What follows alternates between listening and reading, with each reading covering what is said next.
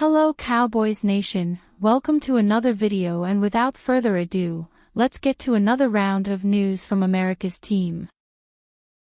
Cowboys All-Pro duo makes NFL Christmas Day history.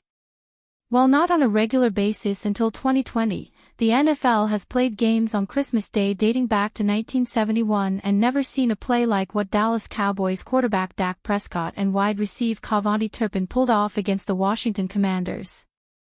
The duo made history with an 86-yard touchdown with 7 o'clock remaining in the second quarter of their Week 17 game, giving the Cowboys a 21-3 lead on the way to a 30-23 win and putting Prescott and Turpin in the record books as the longest Christmas Day touchdown in NFL history. "I told everybody to watch what Cowboys Turpin in this game is the X factor," Netflix analyst and Pro Football Hall of Fame wide receiver Michael Irvin said. Then look what he and Dak Prescott did. Hooked up for a huge play, a really electric play. Prescott was selected to his fourth Pro Bowl just a few days before facing the Commanders and was an NFL All-Pro and NFL MVP runner-up in 2023. Turpin is a two-time NFL All-Pro and two-time Pro Bowl return specialist who has been used sporadically on offense throughout his career. After the game, Dak Prescott sent strong message on decision to sit final game. The Dallas Cowboys picked up a 30-23 victory over the Washington Commanders on Christmas Day, but that still didn't change the fact that the team has been eliminated from playoff contention. With a 7-8-1 record, the Cowboys have failed to meet expectations this season, as they simply have not been able to find a way to consistently win football games. With nothing left to play for in Week 18, it's fair to wonder if Brian Schottenheimer and the coaching staff will turn things over to some of the team's reserve players. However, if you ask star quarterback Dak Prescott, it sounds like he has already made up his mind when it comes to whether or not he will play in the team's regular season finale. It's been a bit of a messy season for Dallas. Things went sideways before the team could even get off the ground, as Micah Parsons was traded to the Green Bay Packers right before the start of the season. The defense never truly recovered from the loss of Parsons, which has made things incredibly difficult for Schottenheimer in his first season in charge of the team.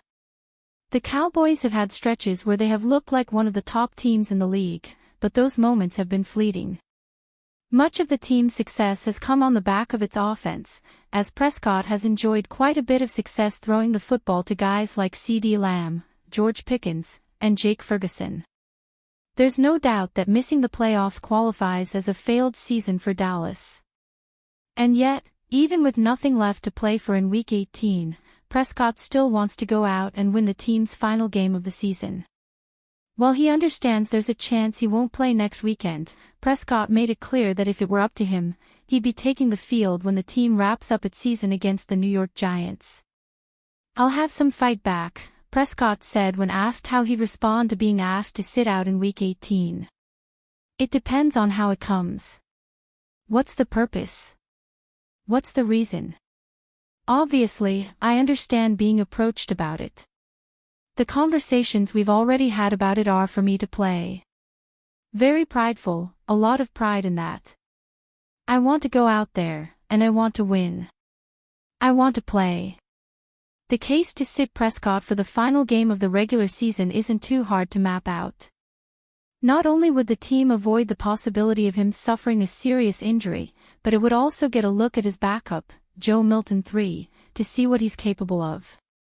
Last year, Milton starred for the New England Patriots in their regular season finale, leading them to a victory over the Buffalo Bills that actually resulted in them missing out on the number 1 overall pick in the 2025 NFL Draft. Prescott is going to push to play, though, and carving up a porous Giants defense could give the offense some positive momentum to carry into the offseason.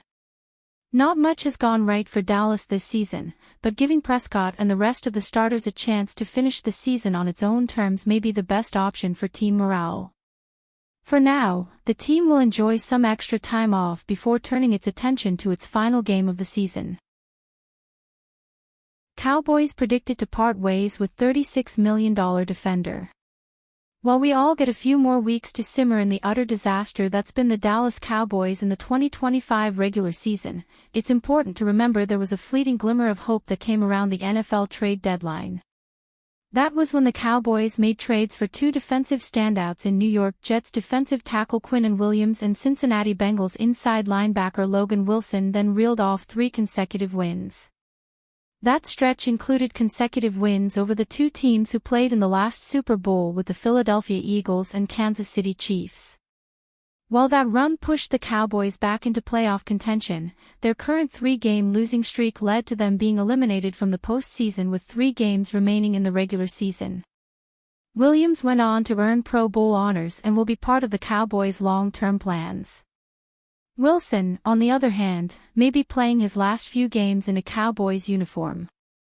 The Cowboys are in financial dire straits unlike any NFL team right now, as they're projected to be $36.7 million over the salary cap in 2026.